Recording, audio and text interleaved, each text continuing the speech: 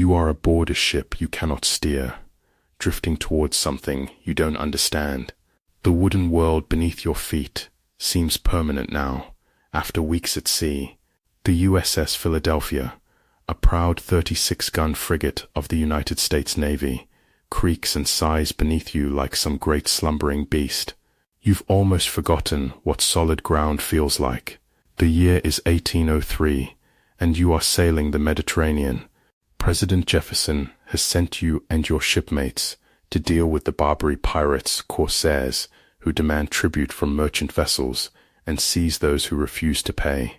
The Philadelphia is part of a small squadron meant to show American resolve, to protect American commerce, to demonstrate that the young republic will not be extorted, but that is politics, and politics feels distant out here on the water.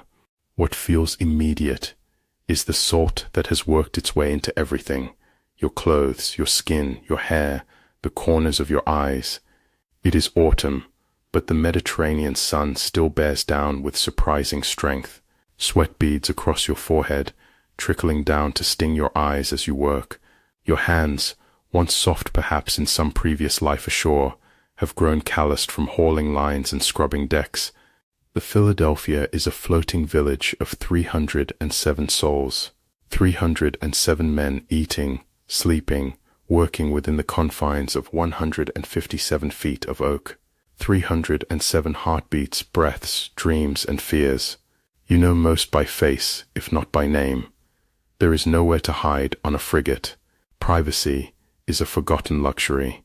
Captain William Bainbridge paces the quarterdeck, hands clasped behind his back.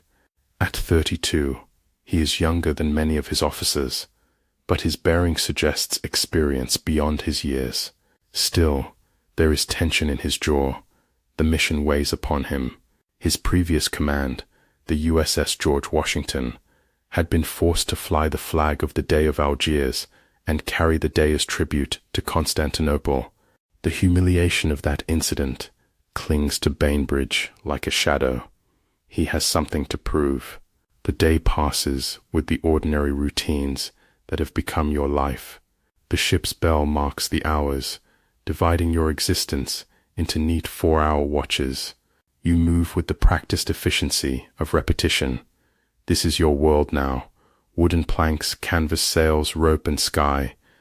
Below decks, where you sleep, the air is thick with the smell of unwashed bodies, wet wood, and the lingering aroma of meals past.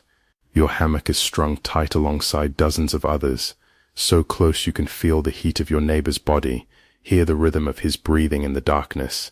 When you all swing together with the motion of the ship, it's like being part of some strange communal cradle.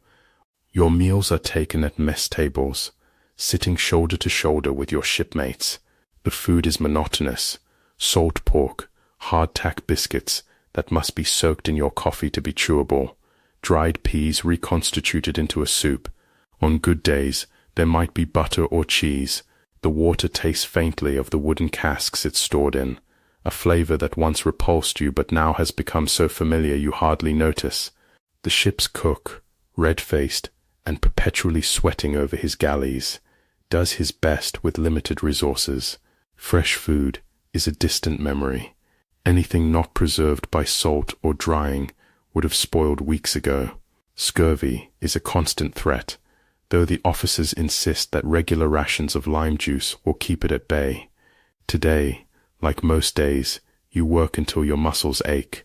There is always something that needs cleaning, mending, or maintaining on a wooden ship at sea. The endless labor serves a purpose beyond mere upkeep. It keeps the crew occupied, prevents the mind from dwelling too long on the isolation, the danger, the distance from home. In rare moments of leisure, you might join a circle of men on the forecastle, listening to the ship's fiddler play tunes from home, or sit with needle and thread, mending worn clothing. Some men carve scrimshaw from bits of bone or wood. Others gamble with crude dice or cards, wagering their meager pay or future shore privileges.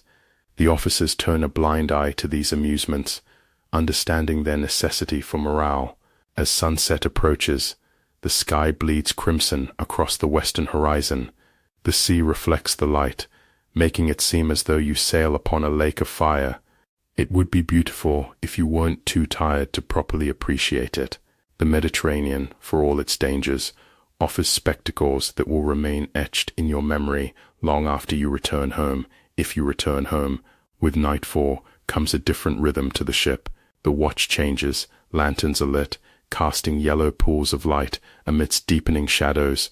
The darkness brings a strange intimacy to the vessel. Voices hushed, movements more careful. The stars emerge overhead, impossibly bright and numerous away from the light pollution of cities. You can navigate by them, these silent guides that sailors have trusted for centuries. The Philadelphia continues her patrol off the North African coast. You've been searching for enemy vessels, showing the flag, demonstrating American presence.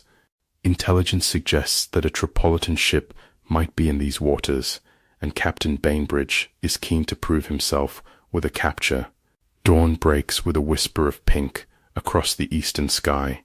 You rise from your hammock, stiff and unrested. Sleep comes in fragments at sea, interrupted by the changing of watches, the calling of orders, the unpredictable noises of a wooden ship in motion. Your body has adapted somewhat, learning to take rest when it can, but never enough to feel truly refreshed. The morning routine begins again. Wash with seawater in a bucket, choke down a breakfast of hardtack and coffee, report for duty. The Mediterranean stretches in every direction, a vast blue emptiness that somehow feels both liberating and imprisoning. Midday, and the lookout calls from the masthead. A sail on the horizon. Immediately, the ship transforms from a place of routine to a hive of focused activity. Officers shout orders, Marines assemble, gun crews stand ready at their weapons. The Philadelphia alters course, giving chase to what appears to be a small corsair vessel flying Tripolitan colors. Captain Bainbridge watches through his spyglass, his expression unreadable. This could be the opportunity he's been waiting for. A clean capture, a demonstration of American naval prowess, perhaps even intelligence about Tripolitan movements or strength. The chase continues through the afternoon, the Philadelphia's superior size and sailing qualities gradually closing the distance. The corsair makes for the harbor of Tripoli, hoping to find safety in shallow waters and the protection of shore batteries. Bainbridge pushes his ship hard, determined not to let the prize escape. You can see the coastline now, a low smudge on the horizon that gradually resolves into the whitewashed buildings of Tripoli. The harbor entrance is guarded by the ancient fortress, its stone walls housing cannons that could tear through the Philadelphia's wooden hull. But the corsair is so close now, tantalizingly within reach. The depth changes as you approach the harbor. The deep blue of the open Mediterranean gives way to a lighter turquoise that signals shallower waters. Navigational charts are consulted, soundings taken. The leadsman calls out depths from his position along the rail, his voice a rhythmic chant that measures the water beneath the keel. By the mark 5, he calls, indicating 5 fathoms, 30 feet of water beneath you. Enough depth for the Philadelphia's 19-foot draft, but with diminishing margin for error. Captain Bainbridge stands tense, calculating risks against rewards. The corsair is nearly within range of the bow chasers. Just a little closer, and they can fire a shot across her bow, force her to heave to and surrender. By the deep 4, calls the leadsman. Still safe, but shallower. The corsair, more familiar with these waters, makes a sudden turn, skirting what must be a known shore. Bainbridge orders the Philadelphia to follow, keeping the chase tight. The helmsman spins the wheel, and the great frigate responds, turning in pursuit. 3 fathom, calls the leadsman, his voice carrying a new note of concern. 18 feet. The Philadelphia's keel is now just a yard from the seabed. You feel it before you hear it, a subtle change in the ship's motion, a hesitation, like a horse gathering itself before a jump. Then comes the sound, a grinding, shuddering noise that reverberates through the entire vessel. Timber protests. The ship lurches forward one last time, then stops with sickening finality. Silence falls, heavy and immediate. Then, chaos erupts. "All hands," bellows the first lieutenant. "We've struck ground. All hands to stations." The Philadelphia sits motionless, her bow lifted slightly higher than her stern. Beneath the waterline, her keel is lodged firmly on a rocky shelf, uncharted or mischarted in your navigational maps.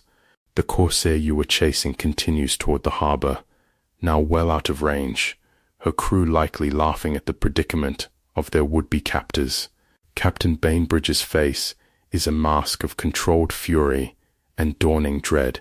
He barks orders rapidly. "Strike the sails, sound all around the ship, prepare to lighten her." Men scramble to obey. The sails are furled, removing the pressure that might drive the ship further onto the shoal. Boats are lowered to take soundings, determining exactly how the Philadelphia sits on the hidden reef.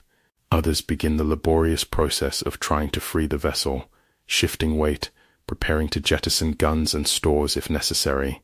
You labor alongside your shipmates, strain etched on every face.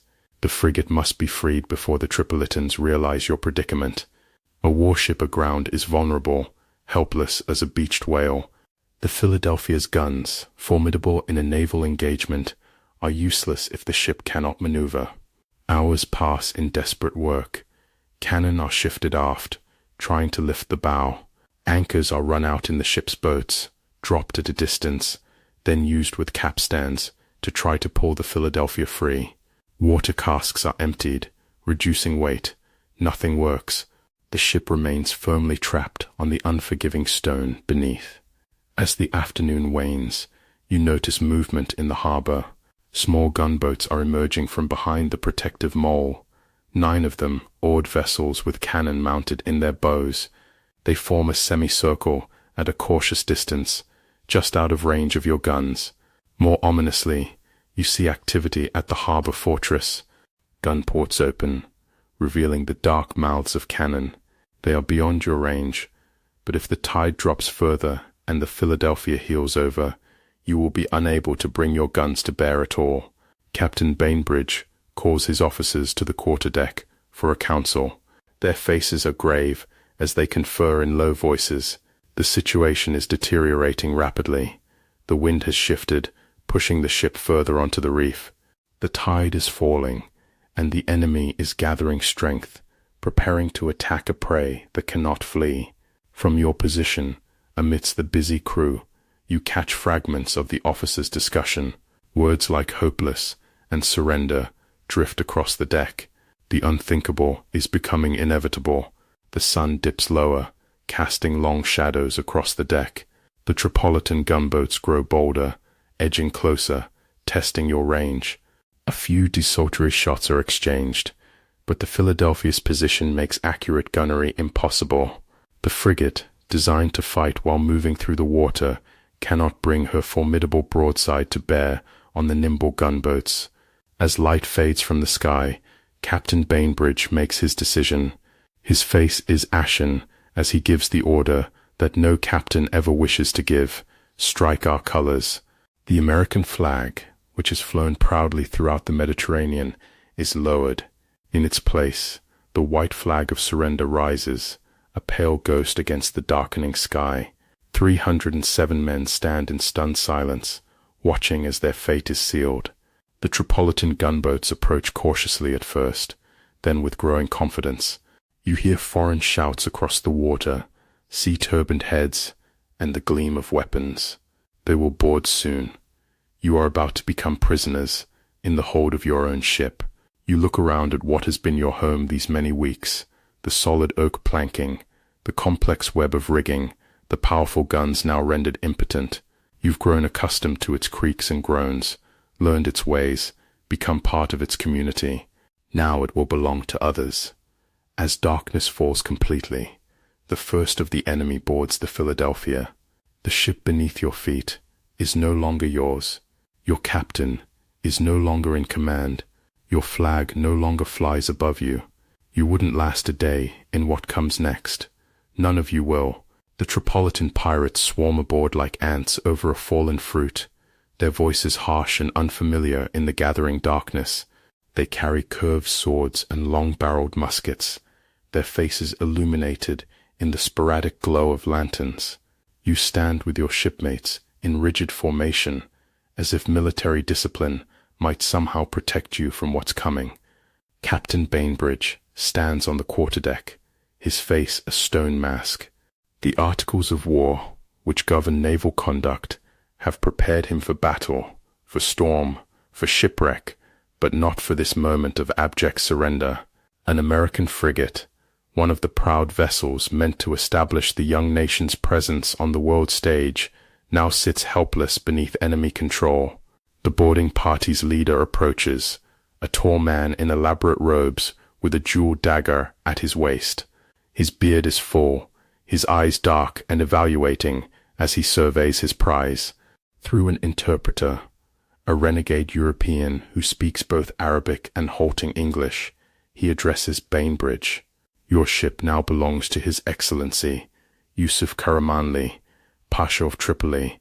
The interpreter translates, his accent thick and uncertain. You and your men are prisoners of war. Bainbridge nods stiffly, offering his sword in the traditional gesture of surrender. The Tripolitan leader takes it, examines the workmanship with apparent appreciation, then tucks it into his sash. No words are exchanged in this moment of transfer. None are needed. The symbolism is clear to all who witness it. More corsairs board the Philadelphia, moving with purpose, securing the vessel. They position guards at strategic points, the companionways, the hatches, the magazine. Others begin a systematic search of the ship, looking for valuables, weapons, information. They move with the efficiency of men who have done this before, who understand the anatomy of a warship. You stand motionless, uncertain of what to do. The training that has governed your every action aboard ship has no protocol for this situation. Are you to resist, cooperate? The absence of orders leaves a void filled only with growing dread. The corsairs begin segregating the crew, separating officers from common seamen, marines from naval personnel. You are herded with others of your rank toward the forecastle, surrounded by guards who watch your every movement with suspicious eyes. Their weapons remain ready, making clear that resistance will be met with immediate force. Through the confusion, you hear a splash, then another, and another. Looking over the rail, you see what's causing it. Tripolitans are throwing overboard anything they consider unnecessary. Clothing, personal items, the odd comforts that sailors accumulate during months at sea. Items that meant something to someone now float away on the current, severing one more tie to the life you knew. As night deepens, rain begins to fall, a gentle Mediterranean shower that beads on the deck and drips from the rigging. It seems a fitting accompaniment to the somber mood that has settled over the captured vessel. The Philadelphia rocks gently on her trapped keel, the familiar motion now a reminder of her helplessness rather than her strength. The corsairs bring lanterns, illuminating the rainy darkness with pools of yellow light. In their glow, you see the faces of your shipmates, some defiant, some fearful, all uncertain. You have trained together, worked together, lived in cramped quarters together for months. Now you will face captivity together. A commotion near the captain's cabin draws your attention. Several Tripolitans emerge carrying logbooks, charts, and papers, the navigational secrets of the American squadron. Captain Bainbridge watches helplessly as these sensitive documents are packed for transport to shore. Later, you will learn that he tried to destroy them before capture, but was prevented by the speed of the enemy's boarding. The night progresses with excruciating slowness. You remain standing where you were ordered, muscles protesting, rain soaking through your uniform. The corsairs talk among themselves, occasionally laughing, celebrating their unexpected victory. They bring food from somewhere, flatbread, and a kind of stew that smells of unfamiliar spices, and eat it in full view of the hungry American sailors, a small psychological torment that foretells worse to come. Near midnight, Boats arrive from Tripoli. More officials board, inspecting the prize, taking inventory. The Philadelphia's guns are of particular interest. 36 cannons that will significantly enhance the Pasha's defenses. The corsairs swarm over them like proud new owners, measuring, examining, planning how they will be put to use against the very nation that crafted them. Orders are shouted, translated, passed along. The Americans will be taken ashore, not all at once. The officers first, then the petty officers, finally the common seamen. This process will take place over several days. For now, you will remain aboard the Philadelphia, prisoners on what was once your floating home. The officers are led away first, down the gangway into waiting boats. Captain Bainbridge goes last, his back straight, his head high despite the circumstances. As he descends, he turns once to look back at his ship and his men. In the lantern light, you see something break in his expression, a momentary crack in the facade of command. Then he is gone, swallowed by the darkness beyond the ship's rail. With the officers gone, a new tension settles over the remaining crew. The chain of command has been physically removed. The structure that governed your existence has collapsed. You look to the petty officers for guidance, but they seem as lost as anyone, their authority meaningless under the watchful eyes of the corsair guards. Morning comes with painful slowness, the pale light revealing what darkness had partially hidden. The Philadelphia is now flying the flag of Tripoli, where the stars and stripes once waved. The sight hits you with unexpected force, a visual confirmation of what you already knew. Your ship is no longer your ship. The day brings a flurry of activity. Tripolitan sailors and soldiers come and go, cataloging the ship's stores, examining her structure, planning how to refloat her from the reef that holds her fast. They ignore the American sailors except to guard them, treating them as irrelevant cargo rather than the vessel's former crew. You watch with hollow eyes as strangers move about what was once your domain. They touch the rigging with unfamiliar hands, speak in animated tones about the quality of the ship's construction, peer into hatches and compartments as if discovering some exotic animal. Their admiration for the Philadelphia is evident, and why not? She is a fine frigate, one of America's best, built of solid oak and armed with good guns. Now she will serve different masters. Hunger begins to gnaw at your stomach.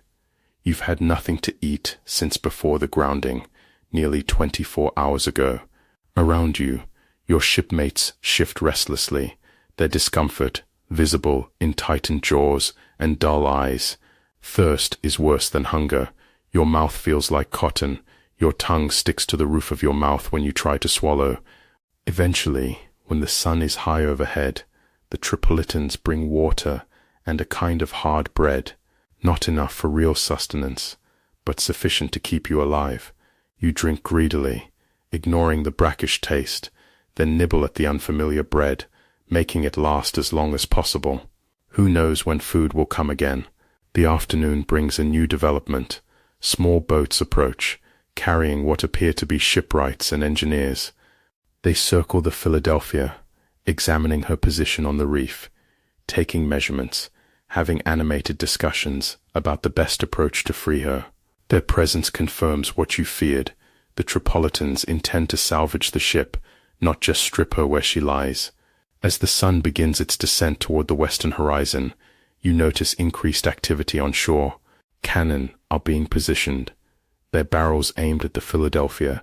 At first you think they mean to sink her, to destroy what they cannot easily recover. Then understanding dawns. They are establishing a protective perimeter, ensuring that any American attempt to recapture or destroy the Philadelphia will meet with heavy resistance. The second night of captivity brings fitful sleep on the hard deck. The Tripolitans have not allowed you below to your hammocks, perhaps fearing you might access weapons or somehow damage the ship from within. Instead, you curl up on the open deck, using your folded arms as a pillow, the wooden planks hard against your hip and shoulder. Around you, shipmates snore or mutter in their sleep, living or reliving moments you cannot share. Dawn of the third day, and the petty officers are taken ashore, further dismantling the command structure that once governed your days. Now only common seamen remain, along with a handful of Marines who have been disarmed and seem strangely diminished without their weapons. The Tripolitan presence on the ship increases. They are preparing for a major salvage operation. Barges arrive, carrying ropes, blocks, and tackle, empty barrels that will likely be used for buoyancy. You watch with professional interest, despite yourself, curious how they will approach the technical challenge of refloating a grounded frigate. Their method becomes clear as the day progresses. They intend to lighten the ship dramatically, removing her guns, stores, even parts of her structure if necessary. Then, using the barrels for additional buoyancy and the mechanical advantage of complex pulley systems, they will attempt to pull her free on the next high tide. You find yourself in the strange position of hoping they fail. The Philadelphia, in enemy hands, is a devastating blow to American interests in the Mediterranean. Her cannons alone will dramatically increase Tripoli's defensive capabilities. Her capture is a humiliation for the Navy, and for Captain Bainbridge in particular. Yet a part of you, the sailor who has lived aboard her and come to regard her almost as a living entity, cannot wish her to be left broken on a foreign reef. By midday, you and the remaining crew are informed through the interpreter that you will be going ashore. Boats have arrived to transport you. The moment brings mingled dread and relief. Dread of the unknown conditions of Tripolitan captivity. Relief to be leaving the painful sight of your captured ship. As you prepare to depart, one of the Tripolitan officers approaches. He is younger than many, with intelligent eyes that study the Americans with curiosity rather than hostility. He speaks to the interpreter, who then addresses you and your shipmates.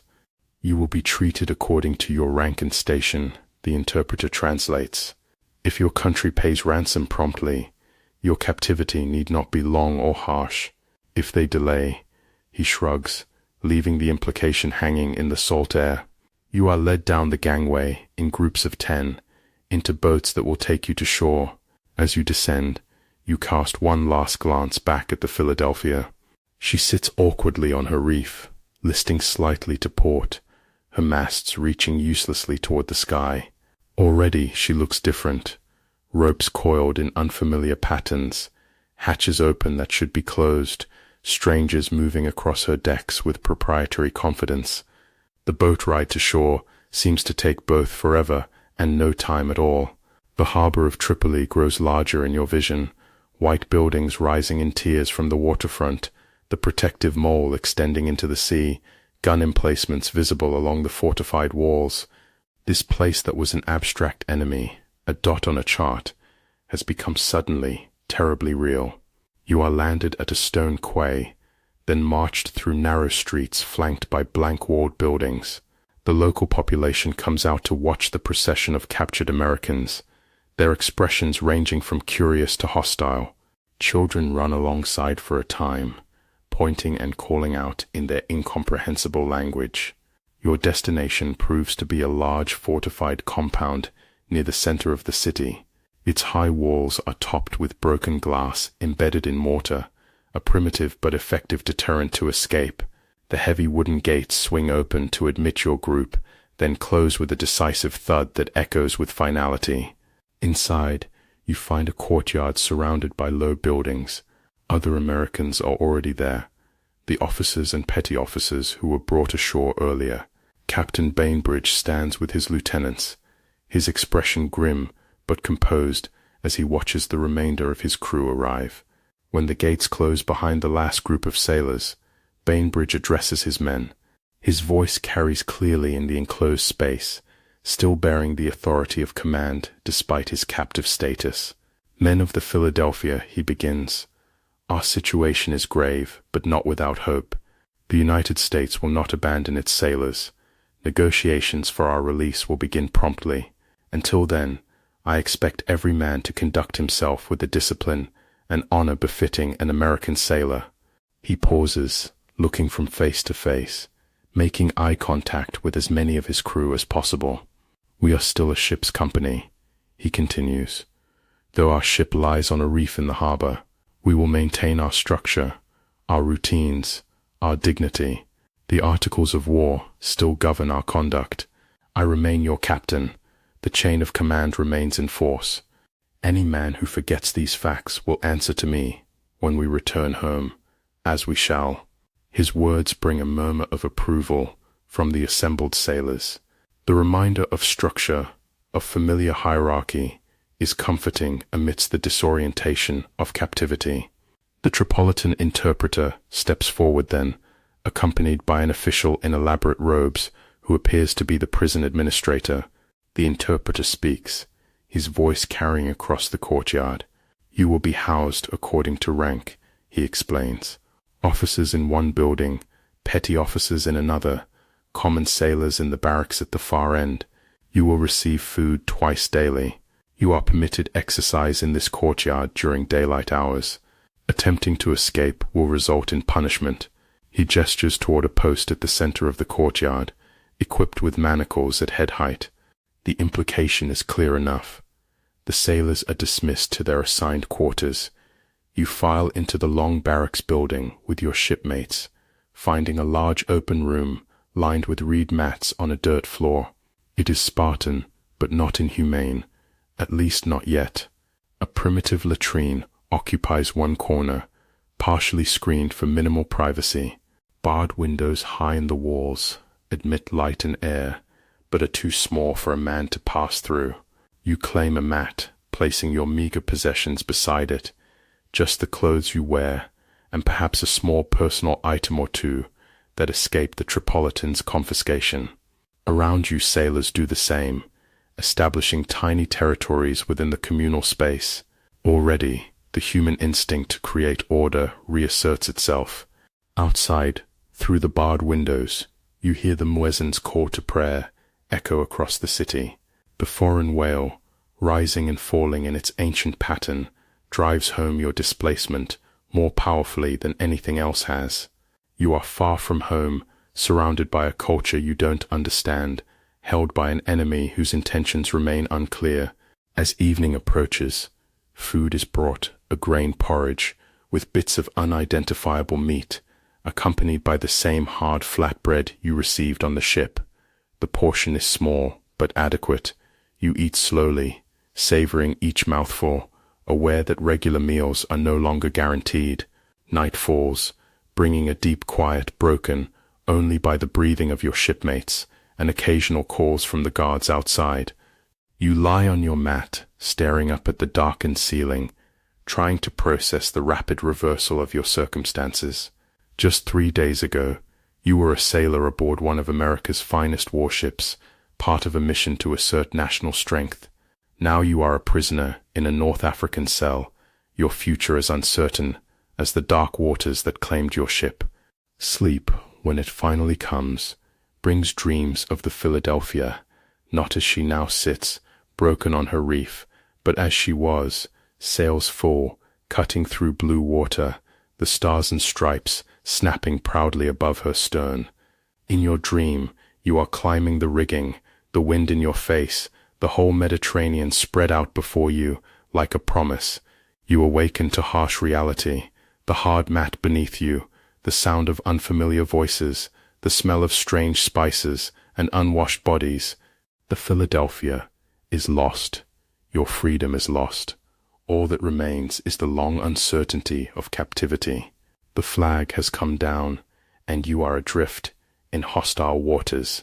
Days blend into one another in the monotony of captivity. The prison compound becomes your world, its sun-baked courtyard and shadow-filled barracks, the entirety of your existence. You learn its rhythms, its boundaries, its small mercies, and greater hardships. Morning begins with the muezzin's call, the unfamiliar cadence now a reliable marker of time passing. Guards enter the barracks, shouting for you to rise. You comply without understanding their words. The consequences of disobedience have been made clear enough through example. A sailor who resisted on the 3rd day now bears welts across his back, administered publicly as a warning to the others. Breakfast is served in the courtyard, the same porridge as dinner, sometimes with dried fruit, if you're fortunate, and always the flatbread that has become a staple of your diet. You eat crouched on your haunches, using fingers long since accustomed to the absence of utensils. Around you, shipmates do the same, conversations held in low murmurs that won't attract attention from the guards. Captain Bainbridge maintains what discipline he can. Each morning, he addresses the assembled crew, providing what little information he has gleaned from his interactions with the Tripolitan authorities, offering encouragement that grows more hollow with each passing week. The officers conduct inspections, ensuring that standards of cleanliness are maintained as much as possible under the circumstances. It's a pantomime of naval routine, but a necessary one for preserving morale and mental discipline. The worst part is not knowing how long you'll be held, not knowing what's happening outside these walls, not knowing if anyone is coming to rescue you or negotiate your release. Rumors spread like fever through the cramped quarters. Someone heard from a guard that the American squadron has left the Mediterranean entirely. Someone else claims that a massive ransom has already been paid, but the Pasha is delaying your release to extract more concessions. You listen to these whispers, knowing they're likely false, but unable to completely dismiss them. Your body adjusts to the new normal of deprivation. Weight falls from your frame, as the meager diet fails to replace what you burn through daily existence. Muscles that were hardened by the constant labor of sailing now soften and shrink. Your skin, once tanned by Mediterranean sun and sea spray, grows sallow in the confines of captivity.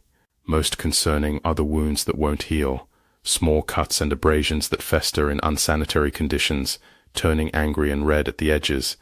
The ship's surgeon, Dr. Jonathan Cowdery, does what he can with limited supplies, but without proper medicine, infections spread. A young sailor named Thomas loses 2 fingers to gangrene after what began as a simple cut from a broken clay cup. Sleep becomes both escape and torment. Escape, because unconsciousness is the only true freedom available to you. Torment, because dreams bring you home or back aboard the Philadelphia in her glory, only to snatch it all away. When you wake to the reality of your reed mat and dirt floor, you learn to exist in a middle state, not fully asleep, not entirely awake, conserving energy and emotion for the long haul of survival. The Tripolitan guards maintain an unpredictable presence. Some are cruel, taking pleasure in small torments, withholding water on hot days, prodding sleeping men with the butts of their muskets, confiscating the few personal items that prisoners have managed to retain. Others show flashes of humanity, slipping extra bread to the obviously ill, looking away when prisoners bend the petty rules, occasionally attempting broken communication across the language barrier. Your days develop a rhythm of sorts, mornings for eating, and the captain's address, midday for what limited activities are permitted, some physical exercise to maintain strength, mending of clothing, quiet conversation. Afternoon brings lethargy as the North African heat intensifies, men seeking patches of shade in the courtyard or the marginally cooler air of the barracks. Evening offers another meal, usually a stew of lentils or chickpeas, then darkness and the attempt to find sleep before beginning again. Water becomes a constant preoccupation. The ration is insufficient, especially in the heat, and what you receive is often brackish or clouded with sediment. You develop the habit of drinking slowly, swirling each mouthful before swallowing to ensure nothing unwelcome goes down with it. Men who drink carelessly suffer the consequences, dysentery that leaves them weak and dehydrated, further depleting already dwindling strength. You learn to watch the sky through the barred windows and the open courtyard. The Mediterranean weather tells its own story. Clear blue promising scorching heat, clouds suggesting rare respite, the occasional rain shower, a blessing that has men standing with faces upturned, mouths open to catch the precious drops. The sound of the sea haunts you. Tripoli is a coastal city, and on quiet nights you can hear the waves breaking against the harbor walls, a constant reminder of freedom just beyond reach. The Philadelphia sits visible in the harbor, a ghost ship, her silhouette familiar, yet wrong somehow, ropes rigged differently, strange flags flying from her masts, her guns now pointed protectively toward the sea rather than threateningly toward the shore. Weeks pass, and you begin to notice changes in yourself and your shipmates. Beards grow unchecked, hair lengthens, skin develops a grayish cast from lack of sunlight and proper nutrition. More concerning are the psychological transformations. Some men withdraw into themselves, speaking rarely, their eyes focused on middle distances that exist only in their minds. Others become irrationally angry at small provocations, risking punishment to express rage they can no longer contain. Captain Bainbridge works tirelessly to maintain discipline and hope. He negotiates with the Tripolitan authorities for small improvements, more water, permission for the sick to remain indoors during the hottest hours, occasional letters to be sent home via neutral vessels. His success is limited, but the effort itself provides a focus for collective hope. Communication with the outside world comes rarely and unreliably. Occasionally, a European merchant or diplomat visits, bringing scraps of news about the world beyond the walls. You learn that President Jefferson has indeed sent word of his intention to negotiate, but the terms remain disputed. The Pasha wants not just ransom for the crew, but tribute for future safe passage, the very practice the Americans came to the Mediterranean to end. Most distressing is news of the Philadelphia herself. The Tripolitans have succeeded in refloating her from the reef where she grounded. Now she sits at anchor in the harbor, her guns remounted, her hull repaired, her new owners learning her ways. She has been recommissioned as a Tripolitan vessel, a powerful addition to the corsair fleet that has plagued Mediterranean shipping for centuries. Your fellow prisoners react differently to the passage of time. The older sailors, veterans of previous conflicts, settle into captivity with a grim stoicism, conserving energy and emotion, focusing on day-to-day survival. Younger men struggle more visibly, alternating between defiant resistance and despairing surrender.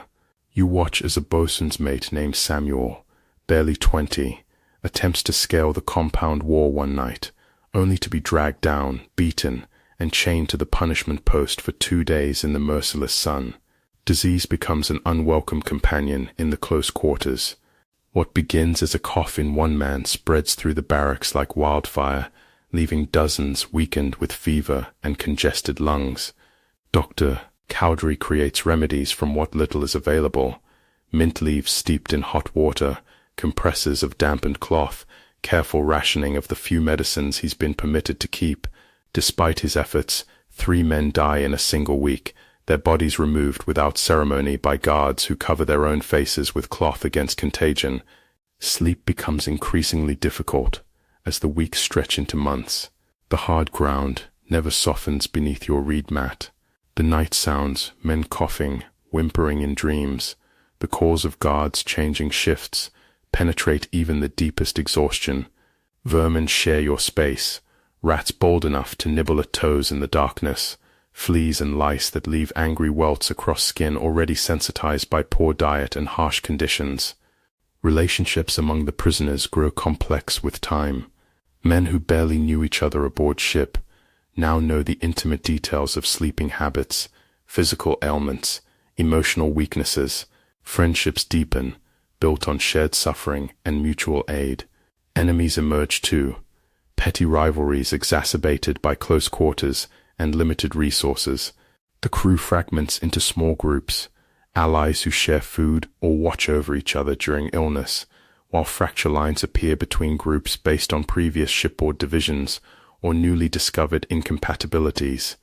You find yourself part of a small circle, 4 men who came from similar parts of New England, whose accents and references create a tenuous connection to home. Together, you share memories of cold winters and maple sugar, of wooden churches and town meetings, creating a verbal escape from the North African heat and alien surroundings. This small comfort becomes precious beyond measure, a lifeline to sanity when physical conditions deteriorate beyond endurance. 3 months into your captivity, a change occurs. The Tripolitan authorities begin separating prisoners, removing them in small groups for labor around the city.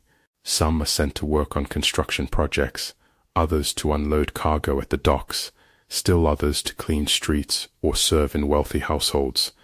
The work is exhausting, but brings small benefits: exposure to different surroundings, occasional extra food from sympathetic locals, opportunities to observe the harbor and the movements of ships. You are assigned to a group working on extending the city's defensive walls. Each morning, guards march you through narrow streets to the construction site, where you join local laborers in the back-breaking work of moving stones, mixing mortar, and building the very fortifications that may one day repel an American rescue attempt. The irony is not lost on you or your shipmates. The physical labor, though depleting, provides a welcome alternative to the stifling inactivity of the prison compound. Your hands, once calloused from handling ropes and canvas, develop new hardnesses from stone and lime. Muscles reawaken, though never returning to their former strength, on the reduced diet you subsist on. Most importantly, your mind finds focus in the concrete tasks, a respite from the endless cycling of worry and speculation that filled idle hours in captivity. Working alongside local laborers creates unexpected moments of human connection.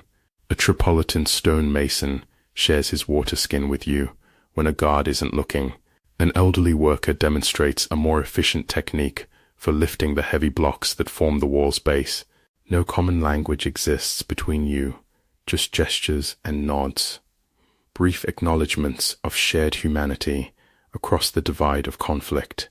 During these work details, you catch glimpses of the Philadelphia in the harbor. The sight never fails to twist something deep inside you. Pride, loss, anger, combining into an emotion that has no proper name. She looks both familiar and foreign, your floating home now housing enemies. You notice changes each time you see her. Gunports repainted, rigging modified, new figureheads carved to replace the American eagle that once adorned her bow. One day, returning from the work detail, you find unusual activity at the prison compound. Officials in elaborate dress confer with the guards, papers are exchanged, preparations made. Captain Bainbridge is summoned from the officers' quarters, engaged in lengthy discussion with the official party. When you are finally allowed inside the gates, the captain addresses the assembled crew, his expression carefully neutral. "Men," he announces, "I have been informed that a diplomatic mission has arrived from the United States. Consul Tobias Lear has been authorized by President Jefferson to negotiate terms for our release. This process may take time, but it represents the first concrete step toward freedom." A murmur runs through the assembled sailors, hope flickering to life after months of uncertainty. But Bainbridge raises a hand for silence, his next words measured and cautious. "I must prepare you for the nature of these negotiations. The United States government has authorized payment of ransom, a departure from our previous position against tribute to the Barbary states. The terms will include not only our release, but agreements about future relations. This represents both opportunity and compromise." You understand what he isn't saying explicitly, that the proud stance against paying tribute to pirates has been abandoned in the face of your continued captivity.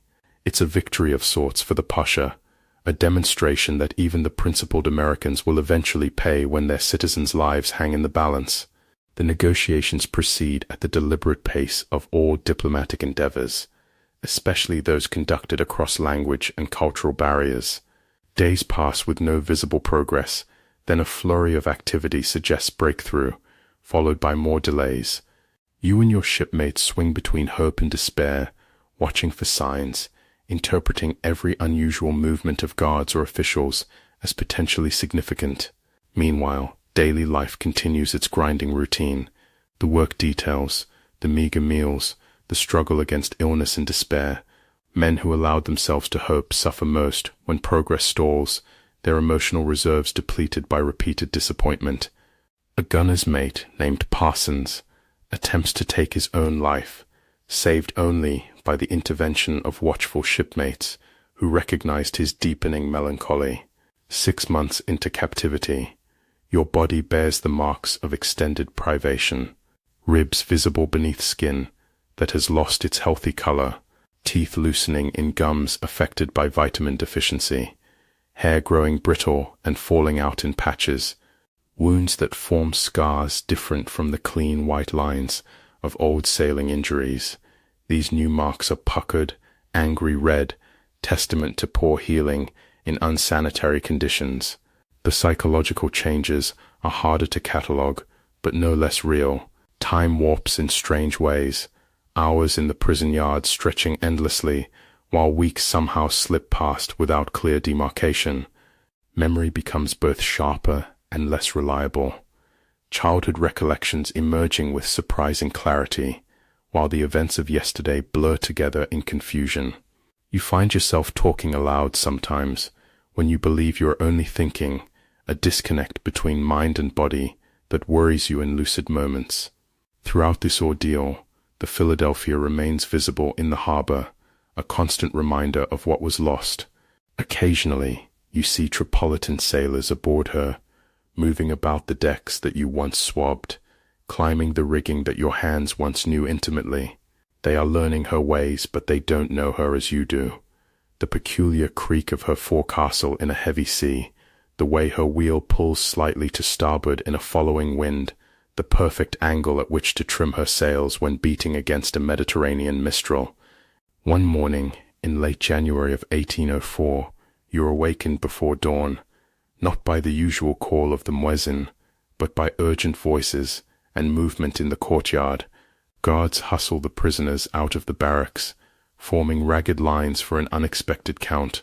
Captain Bainbridge appears, conferring with Tripolitan officials whose agitation is evident even across the language barrier.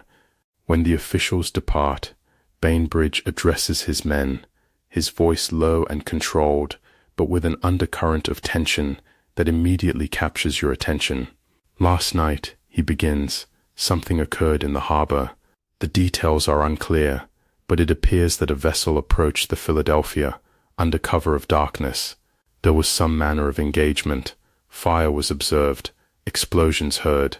The Tripolitans are disturbed. A ripple of reaction passes through the assembled sailors. Confusion, speculation, hope. Bainbridge raises a hand for quiet. I have no confirmation of the vessel's identity or purpose. The Tripolitans claim it was destroyed with all hands. Until we receive reliable information, I advise against both excessive optimism and despair. Continue as before, maintain discipline, conserve strength, present a united front. Throughout that day, tension hangs over the compound like the heavy air before a thunderstorm. Guards are more numerous, more vigilant, quicker to shout or prod with musket butts. Work details are cancelled, food arrives late and in smaller portions than usual. Something has changed, but the nature of the change remains obscured by language barriers and deliberate obfuscation. That evening, confined to barracks earlier than usual, you lie on your mat, listening to the whispered speculations of your shipmates. Some believe an American rescue attempt failed. Others insist it must have been successful for the Tripolitans to react so strongly. A few suggest it wasn't Americans at all, but perhaps British or French forces pursuing their own Mediterranean objectives. Sleep comes fitfully, interrupted by guards conducting irregular checks throughout the night. When morning finally arrives, it brings no clarity, only continued restrictions and heightened security. Days pass before the truth emerges, arriving in fragments through various sources: a sympathetic guard, a local laborer when work details eventually resume, a European merchant permitted to visit Dr. Cowdery to deliver medical supplies.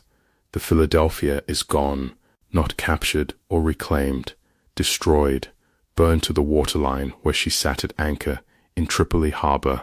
The attacking force was indeed American, a small ketch renamed Intrepid, commanded by Lieutenant Stephen Decatur, with a volunteer crew of 75 men. They approached the Philadelphia disguised as a local merchant vessel in distress, boarded her with stunning swiftness, overwhelmed her Tripolitan guards, set charges throughout her hull and rigging, then escaped as she erupted in flames.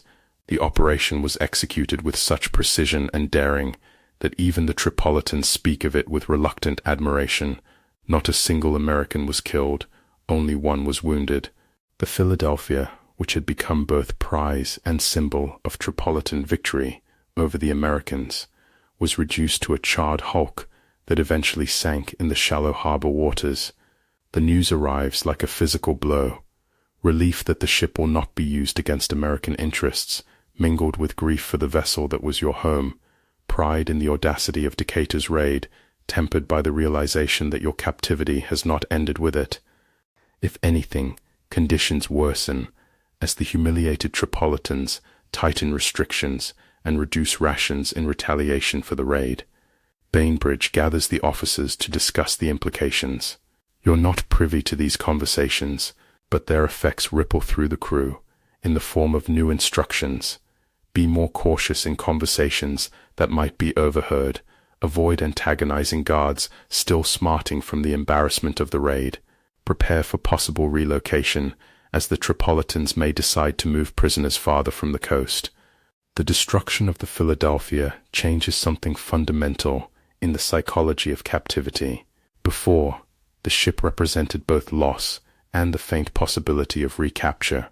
Seeing her in the harbor kept alive the dream that you might someday walk her decks again as free men. Now that particular hope is extinguished, replaced by the starker reality that freedom will come through diplomacy or not at all. Weeks pass, bringing spring to the Mediterranean coast. The air grows warmer, flowers appear in crevices of the prison courtyard walls, birdsong carries over from nearby gardens. Nature's renewal contrasts cruelly with your continued confinement. Your health deteriorates further, as the improved weather paradoxically brings new challenges.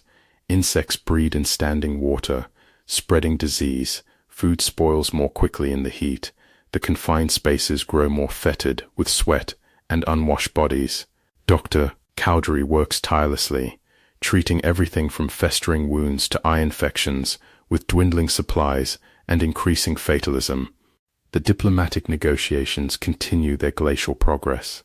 Occasionally, an American representative is permitted to visit, bringing letters from home that have traveled months to reach you, carrying news already outdated by the time you read it. These visits are both blessing and torment, connection to the world beyond the walls, but also painful reminder of all you're missing as life continues without you. The letters speak of ordinary things that now seem extraordinary: harvests and barn raisings, church socials and town meetings, children born and elders passed. Your family writes of keeping your place at the table, of prayers offered each Sunday for your safe return. They assure you that you are not forgotten, though the gap between their lives and your reality grows wider with each passing month. In the cramped barracks at night, men read these letters aloud by the dim light, filtering through barred windows, sharing the precious words, creating a momentary community of memory and longing. Some letters bring news of the Philadelphia's crew specifically, of Decatur's promotion for his bravery in destroying the ship, of fundraising efforts in eastern seaboard cities to contribute to ransom payments, of political debates in Washington about the proper response to Barbary piracy. Summer arrives with brutal heat that renders the prison compound nearly uninhabitable. During midday hours, men lie prostrate on the hard-packed earth of the courtyard, seeking patches of shade that shrink as the sun crosses the sky. The fortunate few assigned to indoor work details, serving in kitchens or workshops, return with stories of relative comfort that sound like paradise to those confined within the walls. You mark the anniversary of the Philadelphia's capture with quiet remembrance, sharing stories with those who lived through it beside you. The day brings no official acknowledgement, but in small groups throughout the compound, sailors recall the grinding shudder as the ship struck the reef, the tense hours of attempted salvage, the sickening moment when the American flag was lowered in surrender. The memories have taken on the quality of mythology, events burnished by repetition into something more symbolic than remembered. The Philadelphia has become in your collective storytelling more than a vessel of oak and canvas. She is America's pride, brought low, her capture the fall, her burning the redemption, her sailors, you the sacrifice left unredeemed. 19 months after your capture, change comes suddenly. One morning, the guards rouse you earlier than usual, instructing everyone to gather personal belongings. Captain Bainbridge appears, accompanied by both Tripolitan officials and a man in European dress who is introduced as a representative of the American consul. "Men of the Philadelphia," Bainbridge announces, his voice steady but with an undercurrent of emotion rarely displayed during the long months of captivity. "I am authorized to inform you that terms have been reached for our release. We will be departing Tripoli today." A moment of stunned silence follows, then erupts into cheers, embraces, tears. Men who have barely spoken for months find voice to express joy. Others stand in shocked stillness, unable to process the sudden reversal of fortune. The guards look on with expressions ranging from indifference to relief. Your departure means an end to their duties as well. The American representative provides additional details. You will be transported by ship to Sicily, where arrangements have been made for your rehabilitation before the long journey home. Medical care, proper food, fresh clothing await. The United States has paid a ransom of $60,000 for your freedom, a considerable sum that reflects both the value placed on American lives and the reality of international politics in the Mediterranean. As you gather your few possessions, perhaps a carefully preserved letter from home, a carved trinket traded from a local worker, the tattered remnants of your naval uniform, the magnitude of what you've endured begins to settle over you. Nearly 2 years of your life consumed by captivity, bodies weakened, minds altered, shipmates lost to disease or despair, the Philadelphia gone, now nothing more than charred timbers on the harbor floor. You file out of the compound into the bright Tripolitan sunshine, blinking at the unaccustomed freedom of movement. The city streets seem impossibly wide and complex, after the confined simplicity of the prison yard. Local residents watch your procession with curious eyes, these pale, thin Americans who have lived among them as captives, now departing with whatever dignity they can muster in their weakened state. At the harbor, a chartered merchant vessel flies neutral colors, the ship that will carry you away from this place that has been your prison, and in some strange way, your home. Captain Bainbridge oversees the boarding process, ensuring that the sick and weakest go first, maintaining naval discipline to the last.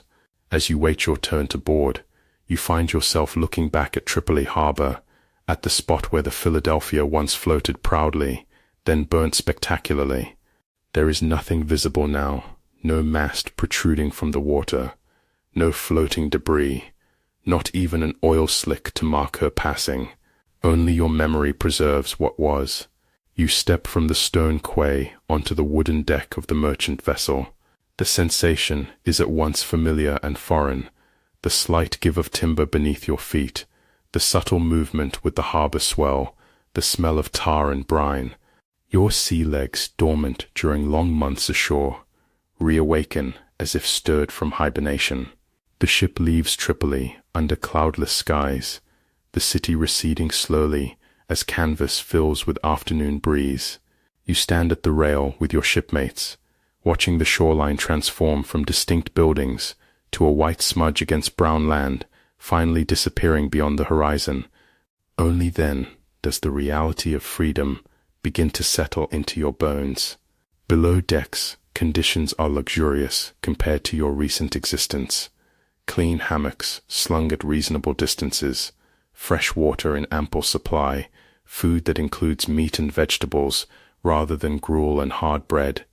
The ship's surgeon examines each man, cataloging ailments that will require extended treatment once you reach Sicily: malnutrition, chronic infections, poorly healed injuries. Captain Bainbridge moves among his men, speaking individually with each sailor, acknowledging their suffering, expressing gratitude for their endurance.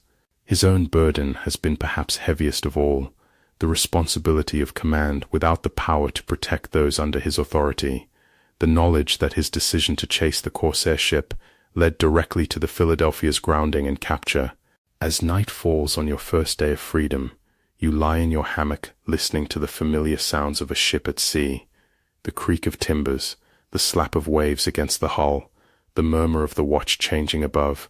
These sounds that once formed the background of your naval life now carry new significance, the soundtrack of liberty regained, of survival against long odds. Sicily appears on the horizon 3 days later, its mountainous spine rising from the Mediterranean like some great sea beast breaking the surface.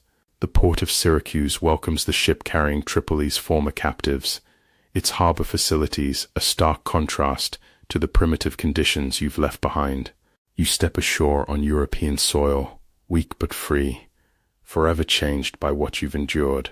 The Philadelphia is gone, her crew scattered by death and survival, her mission long since rendered irrelevant by the passage of time and shift of political priorities. But something of her spirit remains, in the men who served aboard her, in the daring raid that prevented her use against American interests, in the national determination that eventually secured your release. You wouldn't have lasted a day in the Philadelphia when pirates took her over in 1803, but you lasted 19 months in their prisons, and you lived to tell the tale. The days in Sicily pass in a haze of recovery. Your body, deprived for so long, responds greedily to regular meals and clean water. Wounds that festered in captivity begin to heal under proper medical care.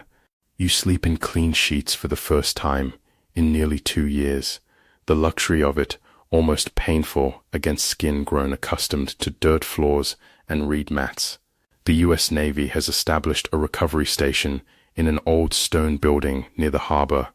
Here the former prisoners of Tripoli gradually rebuild strength under the watchful eyes of Navy surgeons. The process is slower than anyone expected. Months of deprivation have taken a toll that cannot be quickly reversed. Men who were robust sailors when the Philadelphia set sail now move like elderly invalids, exhausted by short walks, troubled by persistent coughs, plagued by nightmares that leave them shouting in the darkness. You learn more about what transpired during your captivity, how news of the Philadelphia's capture reached America, how President Jefferson responded, how public opinion shifted from initial shock to calls for military action. You hear detailed accounts of Lieutenant Decatur's raid to burn the Philadelphia, now celebrated as one of the most daring actions in the young Navy's history. Most significantly, you learn that the payment securing your release was not an isolated action, but part of a larger treaty, ending the First Barbary War.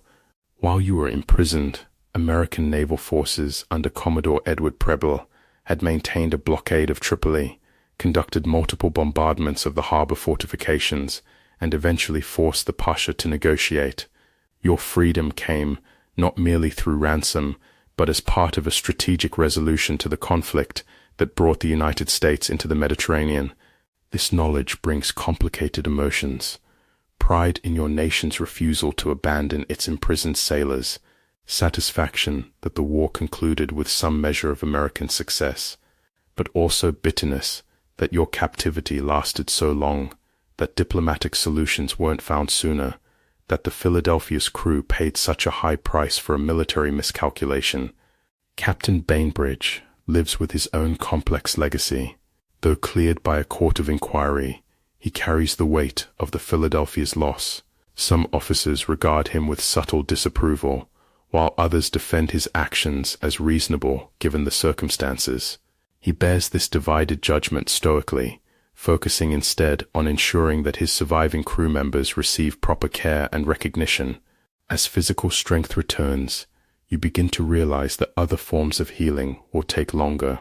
You startle at loud noises, flinch when officials enter a room unexpectedly, hoard food from meals though there is plenty available. Dreams bring you back to the prison compound, to the cramped barracks where you spent endless nights listening to men cough and whimper. You wake tangled in sweat-soaked sheets, momentarily unable to recognize your surroundings, reaching for shipmates who are no longer beside you. Word arrives that you will soon be transported home. The USS Constitution, old Ironsides herself, will carry the Philadelphia survivors back to the United States. It's a gesture of respect, assigning one of the Navy's most prestigious vessels to this duty. But first there is a ceremony to attend, a formal acknowledgement of what you and your shipmates endured. On a clear Mediterranean morning, the surviving crew of the Philadelphia assembles in the courtyard of the recovery station. Many wear borrowed uniforms, their own having long since disintegrated in captivity. They stand in formation, habits of naval discipline reasserting themselves though bodies remain weak and minds fragmented by trauma. A delegation of American and Sicilian officials arrives, led by the U.S. consul to Sicily. Captain Bainbridge, newly promoted to Commodore, despite or perhaps because of the crucible of his Tripolitan captivity, addresses his men one final time as their commanding officer. "Gentlemen," he begins, his voice carrying clearly in the stone courtyard, "today marks the official dissolution of the USS Philadelphia's company. Though our ship was lost, the spirit of her crew endured through circumstances that would have broken lesser men. Each of you has demonstrated courage, resilience, and honor beyond what any captain could rightfully expect." He pauses, looking across the assembled sailors, making eye contact with as many as possible. His gaze is steady, but those who know him well can see the emotion he contains.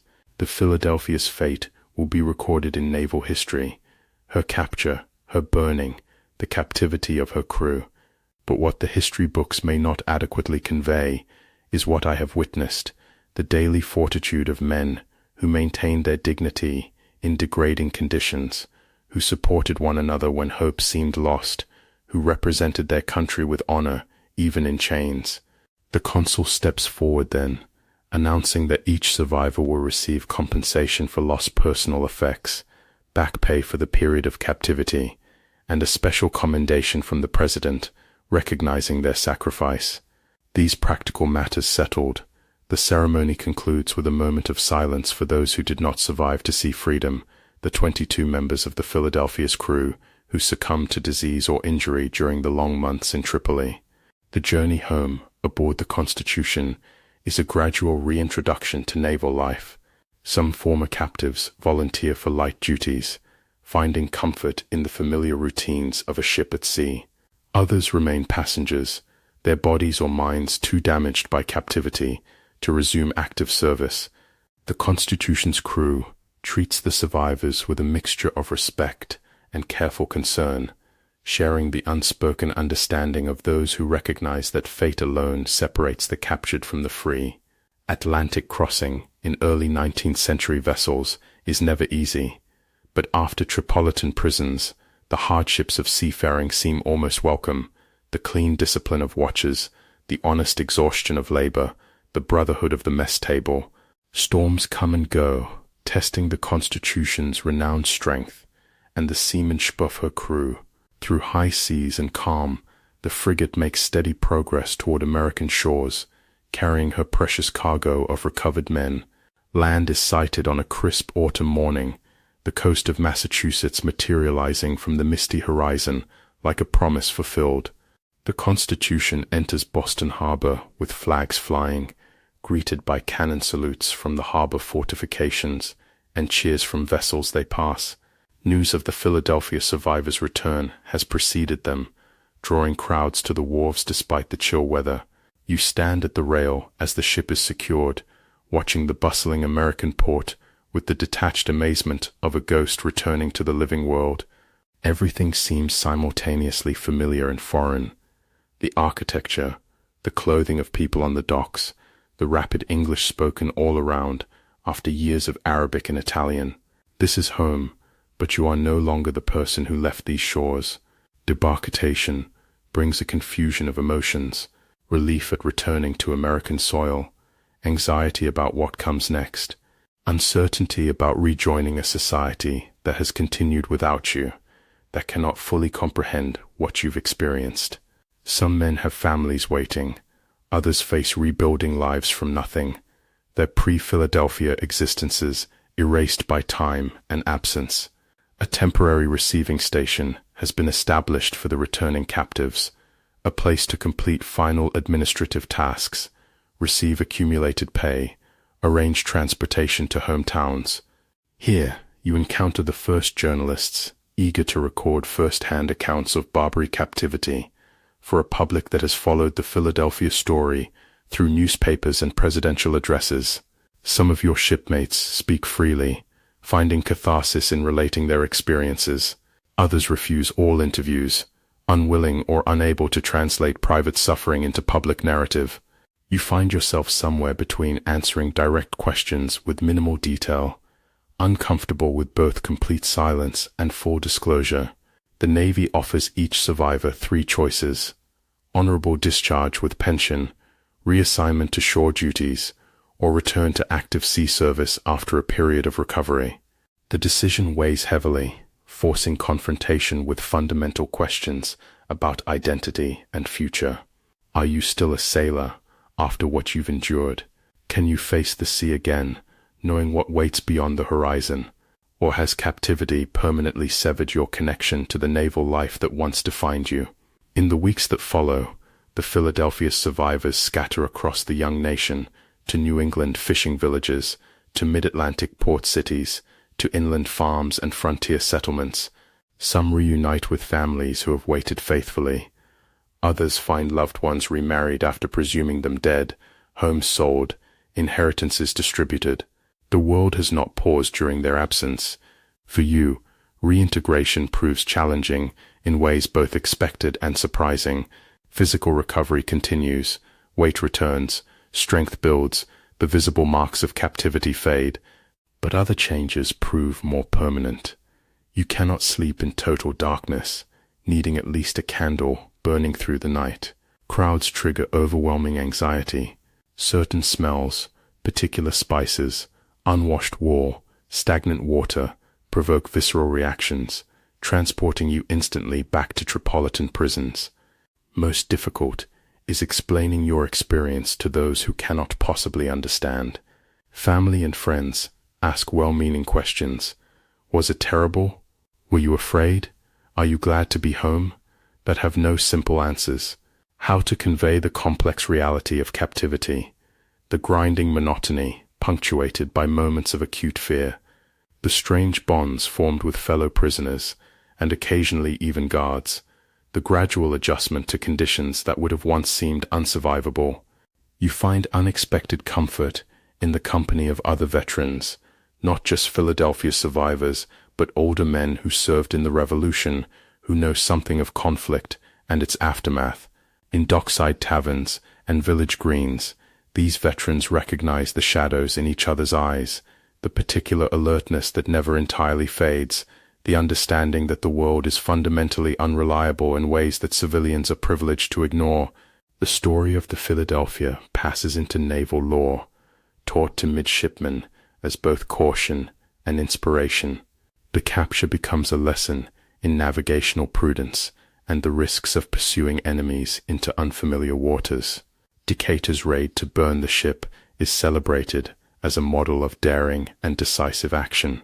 The crew's long captivity and eventual release demonstrate the nation's commitment to its sailors, though the uncomfortable reality of ransom payment is often minimized in the telling. Years pass and the Mediterranean fades from American strategic priorities as new conflicts emerge closer to home, tensions with Britain that will lead to the War of 1812, ongoing friction with Spain over the Florida territory, the complex challenge of securing commerce along an expanding frontier. The Barbary states eventually lose their power to threaten or extort as European navies assert greater control over Mediterranean shipping lanes. For the survivors of the Philadelphia, life continues with the peculiar double vision of those who have endured extreme experience, one eye on the present, one forever watching the shadows of the past. Some thrive despite, or perhaps because of what they've lived through, bringing to civilian or continued naval careers the hard-won perspective of men who have seen the worst and emerged intact. Others struggle, haunted by memories that alcohol only temporarily subdues, unable to bridge the gulf between captivity and freedom. You find your own way forward, carrying the Philadelphia with you, not just the trauma of capture and imprisonment, but also the earlier pride of serving aboard a fine American frigate, the camaraderie of the gun deck, the simple satisfactions of skilled work done well. These memories, too, survive Tripolitan prisons, forming a foundation upon which something new might be built. In February 1804, while you were still imprisoned in Tripoli, Lieutenant Stephen Decatur led a daring raid that has now become legend. The night was moonless, the harbor of Tripoli still and dark, save for the lanterns aboard anchored ships. Among them, the Philadelphia sat in silent reproach, an American frigate now flying the flag of a hostile power, her guns aimed toward the sea, from which her country's navy might approach. Decatur's vessel, a captured Tripolitan ketch, renamed Intrepid, slipped into the harbor disguised as a local trader in distress. With muffled oars and hushed voices, the Americans navigated toward their target, the silhouette of the Philadelphia growing larger against the night sky. Aboard her, a skeleton crew of Tripolitan sailors stood watch, unaware of the approaching threat. The Intrepid came alongside the Philadelphia with practiced precision, bumping gently against the larger vessel's hull. Grappling hooks secured the ships together. Tripolitans called out questions in Arabic, met with responses from Arabic-speaking Americans aboard the ketch, reassuring lies about losing an anchor and needing temporary assistance. Then, at Decatur's signal, 60 American sailors and Marines swarmed up the Philadelphia's side, catching her guards completely by surprise. The boarding party had strict instructions: no firearms except in direst emergency, to avoid alerting the harbor defenses. Instead, they carried swords, pikes, tomahawks, weapons for silent, deadly work. The fight was brief and decisive. The Tripolitans, outnumbered and unprepared, were quickly overwhelmed. Some jumped overboard to escape the American blades. Others fell fighting on the decks they had thought secure. Within 10 minutes of boarding, Decatur had control of the Philadelphia. But recapture was not the mission. The Philadelphia sat in waters too shallow to allow her safe passage out of the harbor, especially at night. Her value to the enemy was too great to leave intact.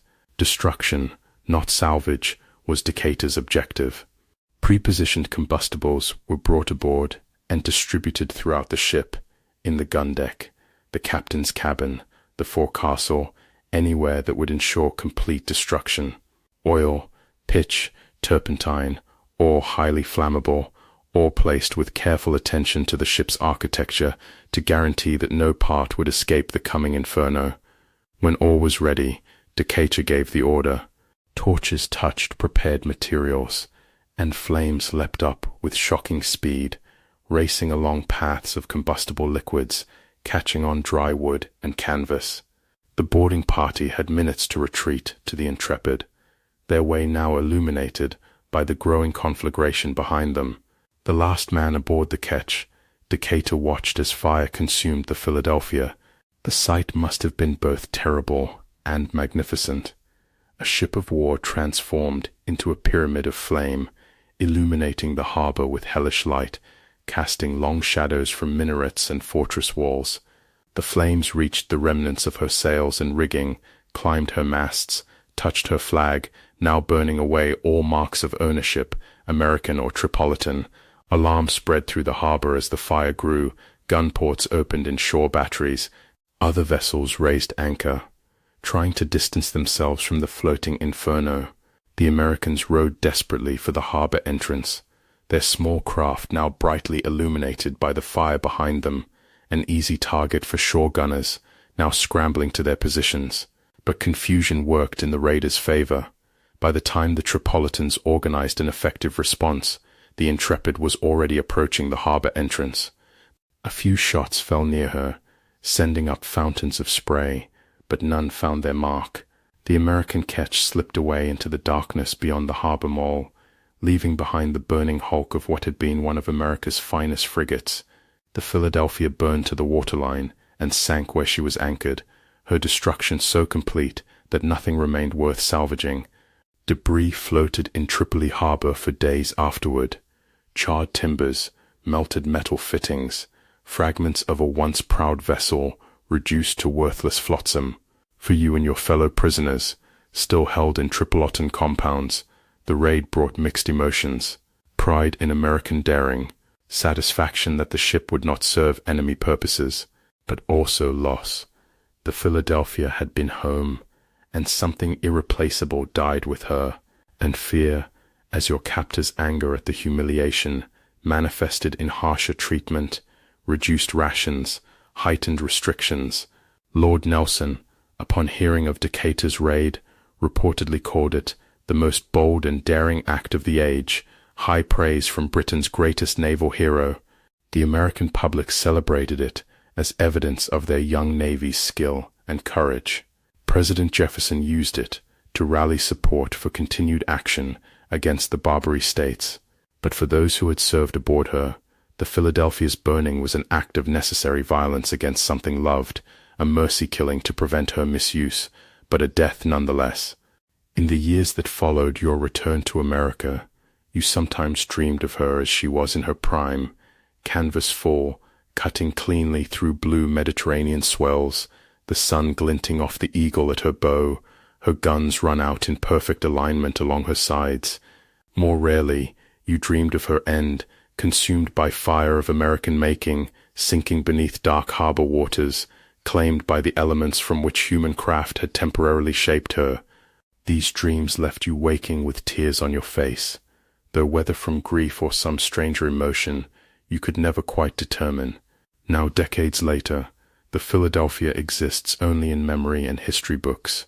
The men who sailed her, captured with her, burned her, and mourned her are fewer each year, their first-hand accounts fading as time claims witnesses one by one.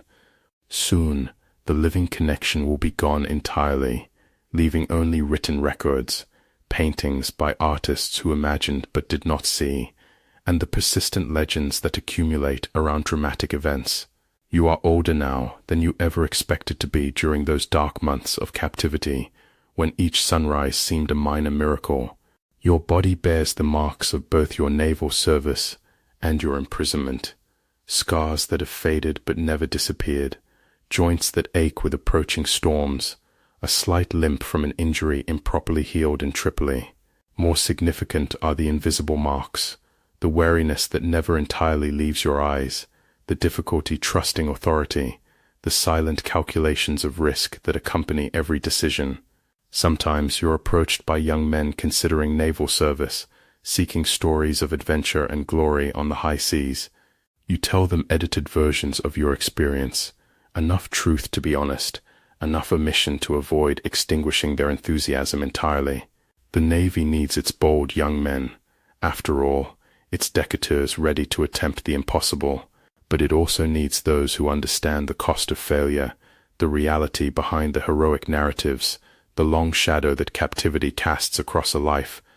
On rare occasions, you encounter other Philadelphia survivors at naval ceremonies, 4th of July celebrations, veterans gatherings. These meetings bring a peculiar intimacy, a recognition that transcends the intervening years. You need few words to communicate with these men who shared your captivity. A look, a nod, perhaps a clasped hand or raised glass, these suffice to acknowledge what you experienced together. Most have moved forward as best they could. Some returned to the sea, unwilling or unable to abandon the profession that defined them despite its risks. Others found land-based occupations, shipwrights applying their knowledge of vessels from a safer vantage, merchants trading the goods they once transported, farmers finding peace in the rhythms of agriculture so different from the unpredictable dangers of maritime life. A few never really recovered, their lives after Tripoli marked by restlessness, alcoholism, inability to maintain employment or relationships. These are the men who still start at loud noises, who cannot bear confinement even in comfortable rooms, who wake shouting in languages they learned in captivity. You understand them too well to judge their struggles. The United States has changed dramatically since you sailed with the Philadelphia. The young republic has expanded westward, fought another war with Britain, witnessed the rise of political parties and regional tensions, transformed through industrialization and immigration.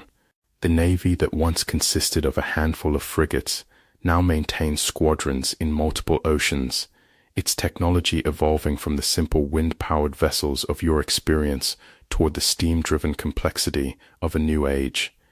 But some things remain constant. The sea itself, indifferent to human concerns, the challenges of leadership in isolated environments, the bonds formed among those who face danger together, the hard lessons of defeat and captivity. These continuities connect you to both past and future, to sailors who came before and those yet unborn, who will face their own versions of what you endured. In your final years, as the Civil War divides the nation, whose early unity you served, you sometimes reflect on the strange journey from the Philadelphia's deck to your current vantage point. The distance seems both vast and negligible. Decades of life lived against the crystallized intensity of those 19 months that defined so much of who you became.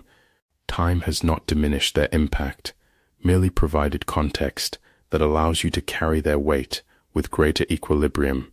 You wouldn't have lasted a day on the USS Philadelphia when pirates took it over in 1803, but you lasted 19 months in their prisons. You survived to witness the ships burning. You endured to return home, to rebuild a life from the fragments captivity left behind. You carried the experience through subsequent decades, neither entirely crushed by it, nor fully freed from its influence. And now, as your own end approaches, you understand that your story, the Philadelphia story, will continue beyond your telling of it. It will be remembered not just for the dramatic moments of capture and destruction, but for what it reveals about human capacity for both suffering and resilience, for the complex interplay of individual courage and national policy, for the price paid by those caught in the machinery of international conflict. The ship is gone, consumed by deliberate fire in a distant harbor. Most of those who sailed with her are gone as well, claimed by time, if not by captivity. But something remains, in naval archives, in family histories, in the institutional memory of a seafaring nation, and in the quiet waters of Tripoli harbor, where perhaps fragments of American oak still rest on the silty bottom, last remnants of the USS Philadelphia, whose fate was to be captured, whose destiny was fire, and whose legacy endures in the long, slow remembering of history.